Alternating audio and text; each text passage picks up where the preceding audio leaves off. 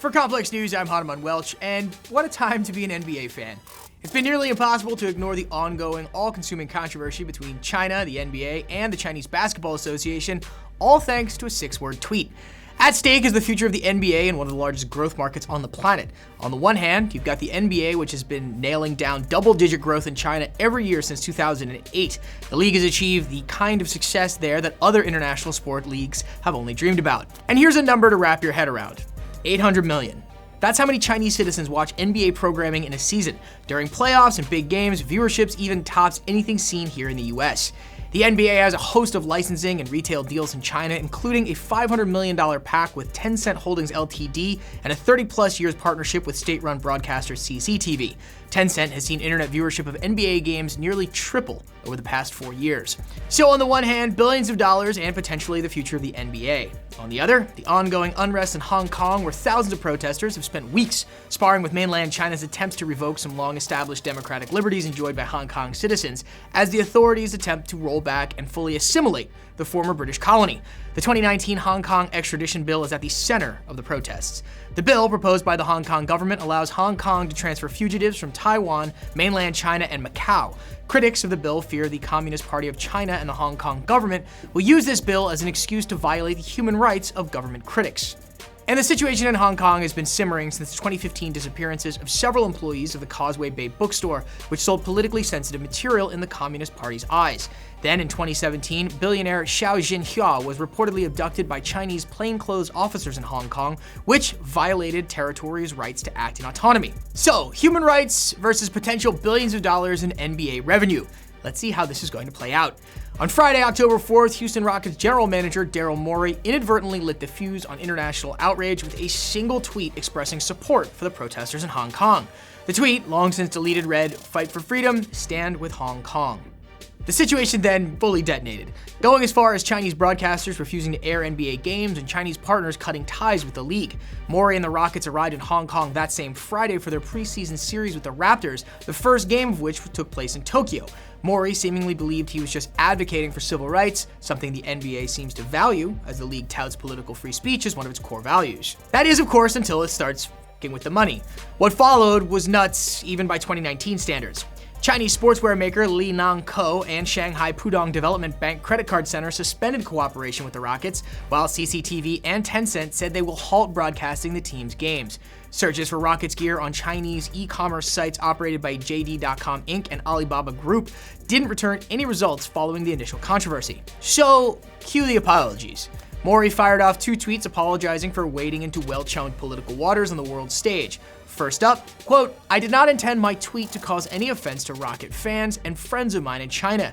I was merely voicing one thought based on one interpretation of one complicated event.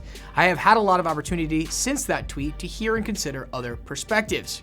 Middle of the road, centrist, which was of course followed by, quote, "I have always appreciated the significant support our Chinese fans and sponsors have provided, and I would hope that those who are upset will know that offending or misunderstanding them was not my intention.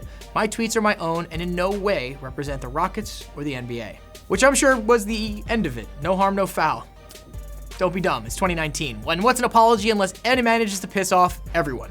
Since Twitter is banned in China, ironically, we'll assume the CBA didn't get his apology, but Morey's boss certainly did.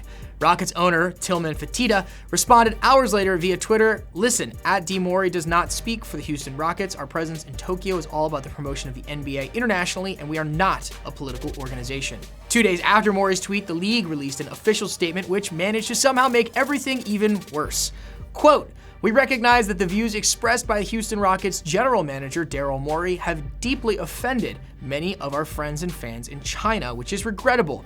While Daryl has made it clear that his tweet does not represent the Rockets or the NBA, the values of the league support individuals educating themselves and sharing their views on matters important to them.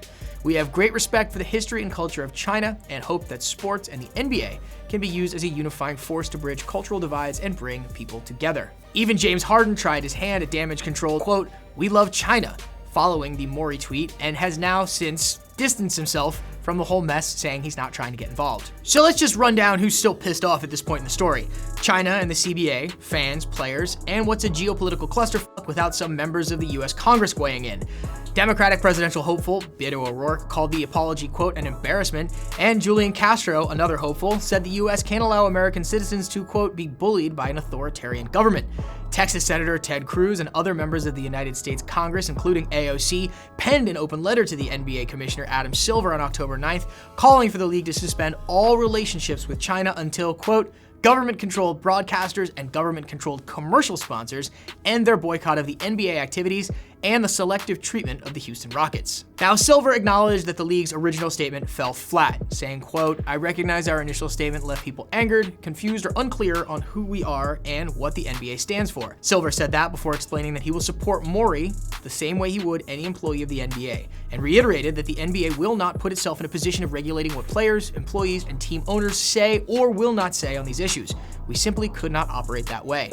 But the fallout continued to pile up. An NBA Cares event with Nets players in Shanghai was canceled by the Chinese Board of Education, and a reporter was shut down by an NBA spokesperson last week after asking two Houston Rockets players about the league's ongoing controversy with China. Christina McFarland, a sports correspondent for CNN, asked James Harden and Russell Westbrook if they would, quote, feel differently about speaking up about political and societal affairs because of the controversy.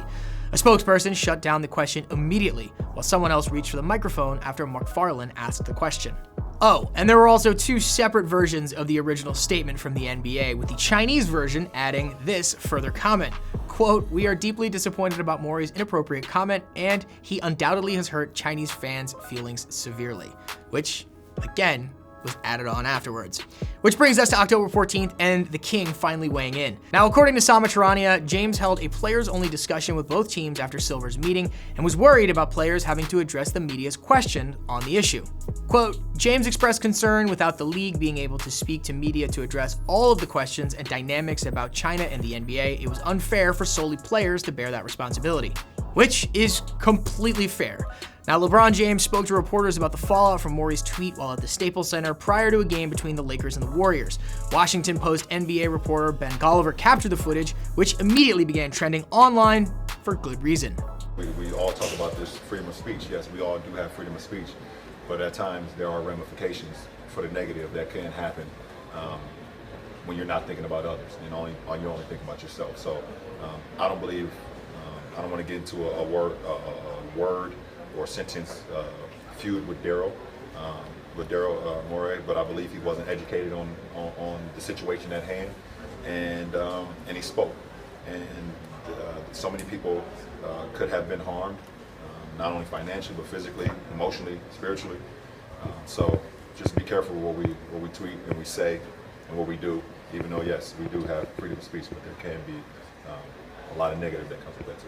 When asked about the political noise, James said it is a very delicate situation, a very sensitive situation. With this particular situation, it was something not only was I not informed enough about, just felt like it was something that not only myself and my teammates or our organization had enough information to even talk about at that point in time, and we still feel the same way.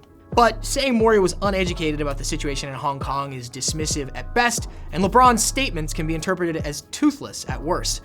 But since this is 2019, an hour later, LeBron seemingly hit a three-point backpedal on the whole goddamn thing. Quote, let me clear up the confusion. I do not believe there was any consideration for the consequences and ramifications of the tweet. I'm not discussing the substance. Others can talk about that. Following LeBron's comments, protesters in Hong Kong have now started burning LeBron jerseys in the wake of his Twitter comment. Now, the protesters have been ongoing front page news for weeks, and the protesters are fighting for some of the same rights we take for granted here in the US, and the beliefs that the NBA ostensibly upholds. And look, the NBA isn't the first corporation to come head-to-head with China's insanely restrictive censorship laws. Starbucks, Apple, and Activision Blizzard have all had to weigh the price of doing business in China versus silence in the face of human rights and freedom of speech abuses. Blizzard employees even staged a walkout earlier this week to protest the ban of pro-Hong Kong gamer and professional Hearthstone player Chung Na-Wai, who used the handle Blitzchung after he was banned from the game's pro league after expressing support for Hong Kong during an interview. Blitzchung was forced to forfeit $10,000 of prize money he had already won. A small group of Activision Blizzard employees staged a walkout to protest the company's actions against Blitzchung. The move to ban Blitzchung has sparked a huge backlash against the company from gamers as well as non-virgins alike. Now, Commissioner Silver is in a delicate position. He has to weigh the NBA's valuable and insanely profitable relationship with China against the league's desire to promote free speech. Essentially, is he willing to trade access for silence? And as far as LeBron James' approach to all of this, James has done amazing things for the league, his community, and underserved fans across the country. He's not afraid of being political, but maybe this time he was playing it safe since the Hong Kong situation is a complicated one at best. And look, it's easy for a company, organization, or entity to celebrate Pride Month and slap a rainbow sticker on your fucking Uber or whatever token performative corporate wokeness passes for activism. But if it fucks with the money, then that's exactly where the socially conscious initiatives end. Hopefully the NBA does the right thing and reconsiders how it does business with a country that's currently detaining nearly 1 million Chinese Muslims in re-education concentration camps. That's all for now. For everything else, subscribe to Complex News. For Complex News, I'm Hanuman Welch.